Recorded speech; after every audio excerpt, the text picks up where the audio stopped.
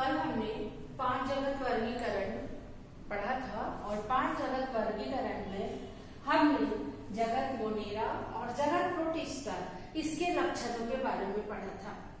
आज हम जगत कवक, पादप और एनिमेलिया इन तीनों के लक्षणों के बारे में पढ़ेंगे और याद रखेंगे कि इन पांचों जगत में क्या अंतर है और इसमें क्या समानताएं हैं।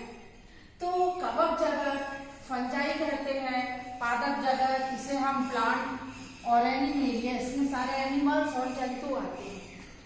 तो कवक जगत के लक्षण का हम सर्वप्रथम अध्ययन करते हैं। पहला कैरेक्टर है इसका कि कोशिका यूकैरियोटिक होती है और बहुकोशिकीय होती है। आप अगर ध्यान से देखो तो ये कैरेक्टर पादप में भी है और यही कैरेक्टर एनिमेलिया में भी है। ये भी बहुकोशिकीय होते हैं, यूकैरियोटिक होते हैं और ये भी बहुकोशिकीय होते हैं, यूकैरियोटिक होते हैं। तो ये कैरेक्टर आप तीनों में लिख सकते हो क्या कि कवक बहुकोशिकीय यूकैरियोटिक जीव है, पादप भी बहुकोशिकीय यूकैरियोटिक जीव है और एनिमेलिया भी बहुकोशिकीय यूकैरियोटिक जीव है। कवकों में विषम कोशी पोषण पाया जाता है। विषम कोशी पोषण से तात्पर्य होता है कि जो अपना भोजन स्वयं नहीं बना सके, चूंकि इनमें किसका अभाव होता है, पर्णहरित या क्लोरोफिल का।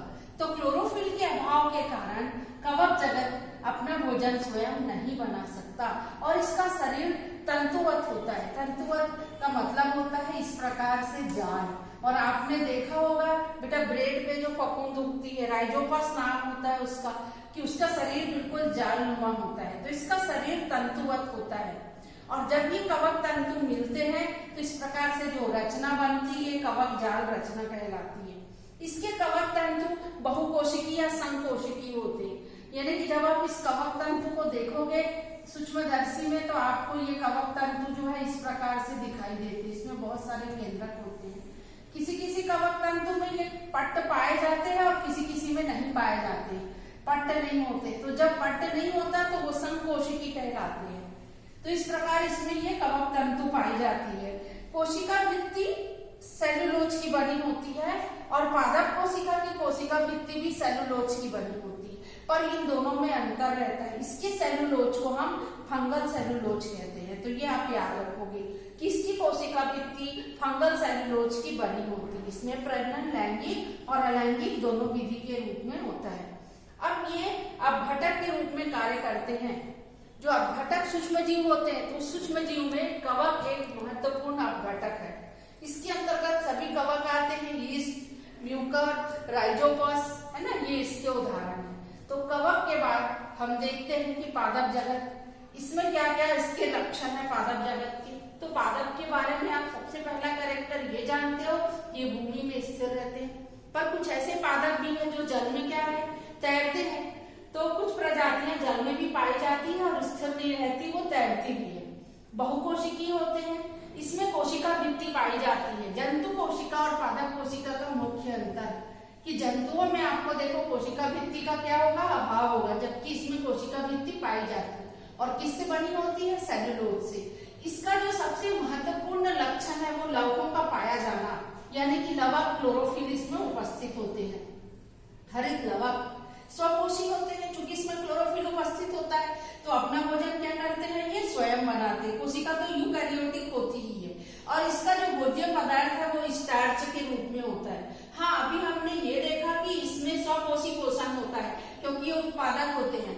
पर पौधों में कुछ ऐसी जातियां होती है जिसमें परजीवी पोषण पाया जाता है, जैसे अमरबेल, मृतोपजीवी पोषण पाया जाता है, कीटभक्षी पोषण जैसे कि यूट्रिकुलेरिया, घटपर्णी। इसमें प्रजनन लैंगिक और अलैंगिक दोनों विधियों के द्वारा होता है। तो सभी प्रकार के पादप इसमें आते हैं। अब आता है जगत एनिमेलिया। तो एनिमेलिया का प्रथम कैरेक्टर बहुकोशिकीय, दूसरा यूकैरियोटिक कोशिका वाले, तीसरा प्रमुख कैरेक्टर है जिसमें क्लोरोफिल नहीं होता, चौथा विषम कोशी पोषण। तो क्या जंतु अपना भोजन स्वयं बना सकते हैं? नहीं। तो इसमें विषम कोशी पोषण पाया जाता है। कोशिका भित्ति नहीं होती। प्राणी संपोषण, ये बहुत महत्वपूर्ण तथ्य है। प्राणी सम, इसको होलोजोइक पोषण, यानी जो भी जीव अपना भोजन निगल के करते हैं, निगलना यानी प्राणी संपोषण। प्रचलन और गति पाई जाती है, जबकि ये स्थिर होते हैं पौधे, इसमें उत्तेजनशीलता होती है। एक और महत्वपूर्ण कैरेक्टर है एनिमेलिया का, जो कि है तंत्रिका तंत्र का पाया जाना। ये कभी भी पादपों में नहीं पाया जाता, तंत्रिका तंत्र मनुष्यों में या अन्य जीव जंतुओं में पाया जाता है। प्रजनन प्रायः लैंगिक होता है और इसका संचित भोजन ग्लाइकोजन के रूप में होता है। इसके शरीर का आकार जो होता है निश्चित होता है, यानी कि जंतुओं की वृद्धि हमेशा निश्चित होती है, जबकि पादपों की वृद्धि निश्चित नहीं होती। तो ये यहाँ पर आपको पांचों जगत के कैरेक्टर आपको याद होने चाहिए और इसके उदाहरण याद होने चाहिए।